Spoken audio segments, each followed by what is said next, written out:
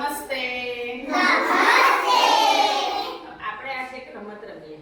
તમને આવડે જ છે, આપણે રમતા હતા નદી અને તળાવ. એવી રીતે આ રમતનું નામ છે અંદર અને બહાર.